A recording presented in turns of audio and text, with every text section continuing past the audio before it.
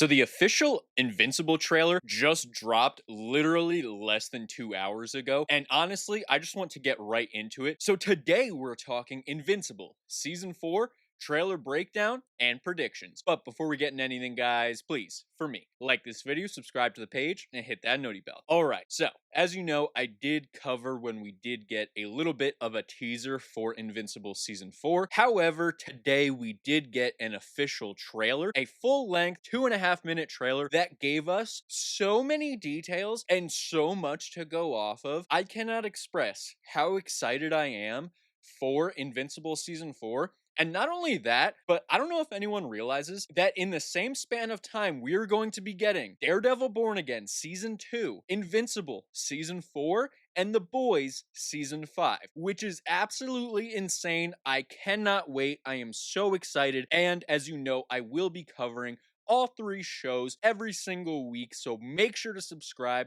make sure you're tuned in, and let's get right into it. So the trailer picks up with looking at a lot of the aftermath from the Invincible War and also from the events of the battle with Conquest, and we see that Mark is going through some type of PTSD, which definitely makes sense. He has been through an incredible ordeal in the past 2 years, from everything that happened with Omni-Man to now everything that happened with the other versions of Invincible. Even the stuff with Cecil at the beginning of Season 3 definitely impacted him to a degree. Then you have everything with Oliver, you throw in everything with Amber, now Adam Eve, and then it being all topped off by Conquest, and then after that, him learning Rex did die in the battle with the Invincibles definitely shows you how much he has gone through in such a short amount of time. And he is still a relatively new hero, and a very young hero at that. But even despite his age, he has been thrust into being Earth's mightiest hero. He is their greatest hero and their greatest chance to stop any type of advances, especially from Viltrum. And this is something that Cecil does tell him in part of this trailer. And not only that, he starts to talk to Mark about how he can't let all these emotions remain within. And he also can't start to doubt himself, because we also hear Mark talking about what happened with Angstrom. And he's talking about how if he had just killed Angstrom, so much of this wouldn't have happened. Maybe they wouldn't have been so devastated by the Invincible War, because it would have never happened. So when Conquest did arrive, things wouldn't have been as bad as they ended up being, and Adam Eve wouldn't have gotten hurt the way she did. Rexplode would obviously still most likely be alive, considering he was killed during the Invincible War. So this is just something that is all coming at the forefront for Mark in this season. And we knew that this was going to be a struggle for him throughout the entire season. And it was going to start to shift him from being a hero who doesn't kill people, who preserves life at all costs, to a hero that now needs to acknowledge some people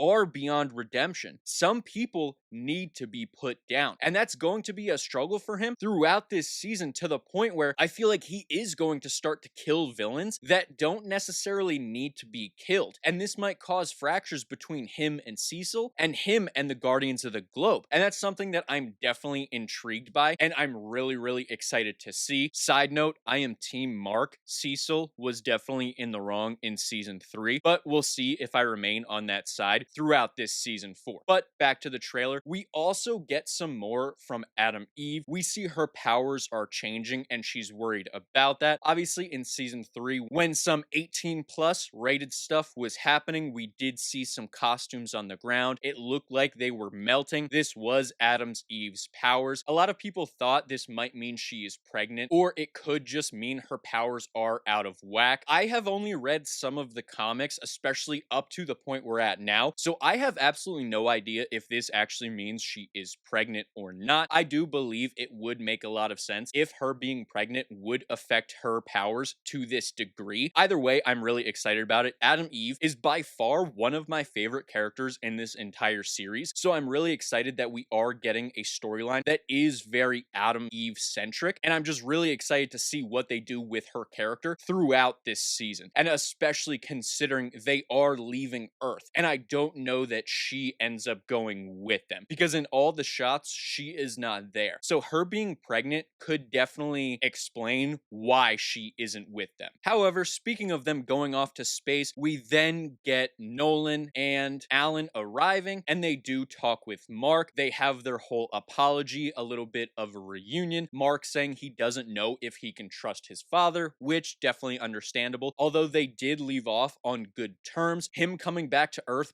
probably brings back a lot of negative memories from the end of season 1. However, one of the interactions that I might be most excited to see is when we see the front door of the Grayson house open, and we see it is none other than Debbie, and Nolan is standing right there. So to see the reunion of the two of them, see how they interact after everything happened, is something I am incredibly excited to see. I feel like Debbie is going to be so ruthless and so mean to him, especially at the start, because of everything that Nolan did, not only to Mark, but to the people of Earth. And mind you, one of the last things that he said about her was calling her a pet. So rightfully so, she's going to be incredibly pissed off. But not only that, I think we are going to get an interaction between Cecil and Nolan. And that's something that I am incredibly excited to see, because again, we know how weary Cecil is of Mark. So imagine how he is going to react when Omni-Man returns, and not only returns, but brings someone else with him, someone that Cecil doesn't know. So this is just going to create more distrust and more of a divide between Mark and Cecil, because obviously Cecil is going to be on one side, the side that, hey, we cannot